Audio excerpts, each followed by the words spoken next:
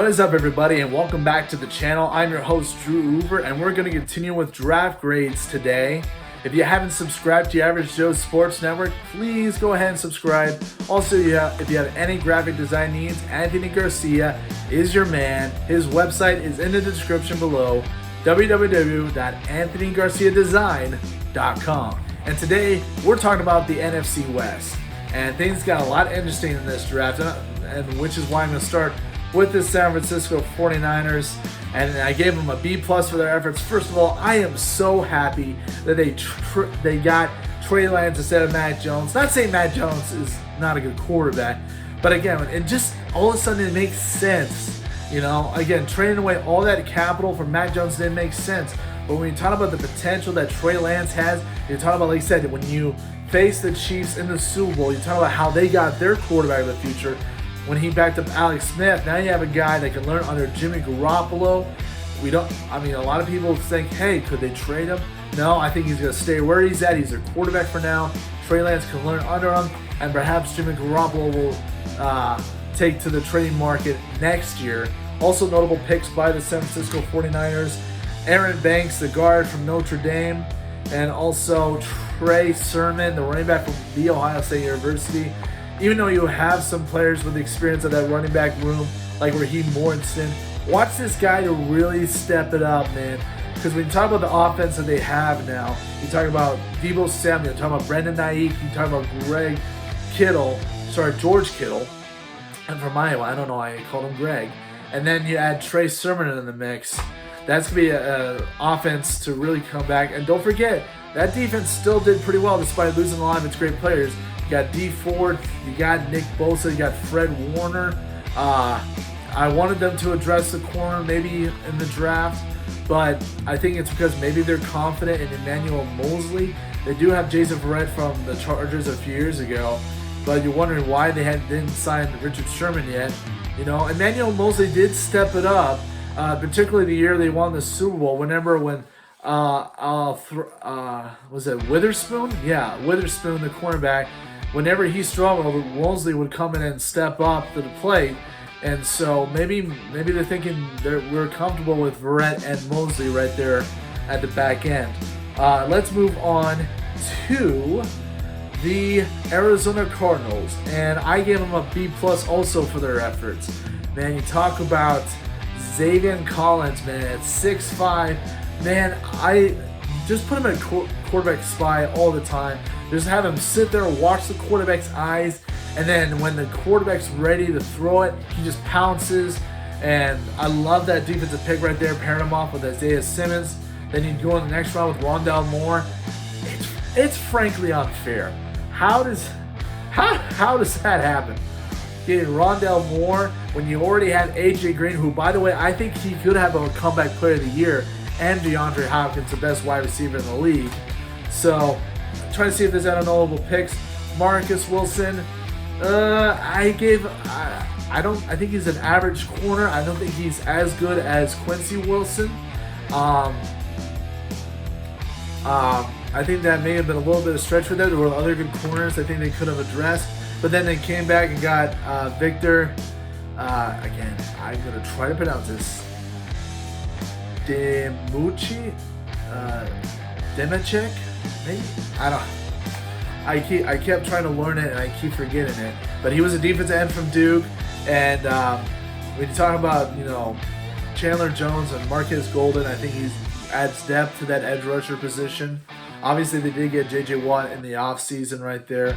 I don't know. We'll see how they change that up. If they had just updated that corner a little bit, gotten a little bit better at that, I think I would have given them like an A- or an A.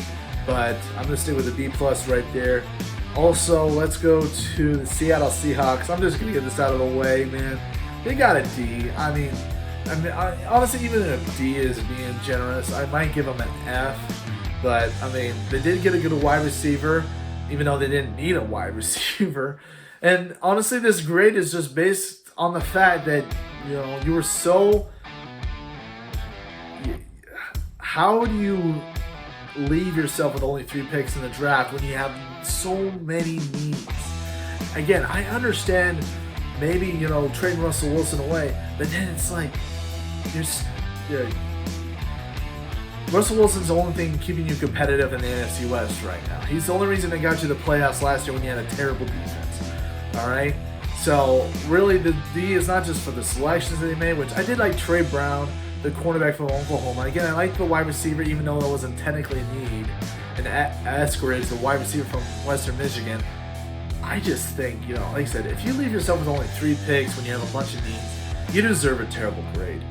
And finally, just to get along with this, the LA Rams, and I gave them a B- for efforts. I think they tried their best. You're talking about adding more weapons to Matthew Stafford. They already had Cooper Kupp and Robert Woods. Then they went in and got Tutu Atwell. A lot of people let him drop because of his size. He was smaller than people expected, but nonetheless, if you put him in the middle of that field, man, oh my gosh. I can't imagine him going off. Everyone talks about finding the next Tyreek Hill when Henry Ruggs came out and so on and so forth. This guy is smaller than most people, but I think he can definitely pull off that speed that Tyreek Hill has. Also notable picks by the Los Angeles Rams. Ernest Jones, the linebacker from South Carolina. I've seen him. He is huge. I like that they add some physicality along with Aaron Donald on that front seven. And then speaking of the front seven, Bobby Brown II, the defensive tackle. And so I asked that they got more defensive playmakers on that side. They did. I don't know if it's going to be enough. They only had was Aaron Donald and Jalen Ramsey really to stand out right there. I guess you can add Leonard Floyd right there, and maybe Micah Kiser. But there's not really a lot of superstar players around there, not a lot of depth and really any of those positions. So I'm glad they at least addressed some of those defensive needs there. And so when we talk about the NFC West right here, man, a part of me wants to root for the Arizona Cardinals. When you talk about, like I said, the offense that they have right there, I mentioned the wide receivers that they have. They signed James Conner to accompany Chase Edmonds. The defense, man, that defense got better. Like you said, J.J. Watt. You talk about Chandler Jones, Isaiah Simmons, Xavier Jones. On the back end, they did lose Patrick Peterson, but they still have Byron Murphy, the defensive back they drafted out of Washington a few years ago.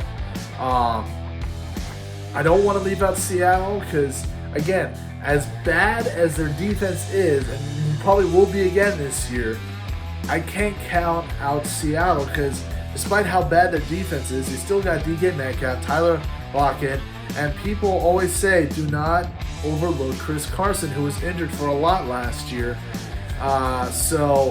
And then I look at the 49ers. Again, I mean, Jimmy Garoppolo, hopefully he'll have a season back healthy. Trey Sermon will be playing. Like I said, they got that offensive weapon right there. They added depth to the offensive line. You got a lot of defensive players back. I mean, to be honest, this might be the hardest decision to make when it comes to the division right here. I don't want to leave out the Rams because technically they did win the division last year. But, I thought I had my answer before I made this video. And just speaking out loud, I'm second guessing myself right here. But, man, I think I got to go with the Arizona Cardinals right here. I think it's going to be really close between these 4 teams. And to me, this is just betting on the fact that Arizona won't have a meltdown like they did last year. Remember the first half of the season, they were one of the top teams in football, the hottest team in the NFL. And then they had a meltdown. They went from possibly, getting a first-round bye to not even making the playoffs at all. I'm hoping this is not repeating of last year because, like I said, when you look at the roster and the talent that they have, it's too talented enough to like I said, end up the same way they were last year. I think when you look at the talent that's in the NFC West right here, I think Cliff Kingsbury and Kyle Murray are ready to take that next step and finally win that NFC West. But again, it's going to be a tight battle in the NFC West this year. And this has been your draft grades. That means we got one more left, the NFC South. Please stay tuned for that, and have a good day, everybody.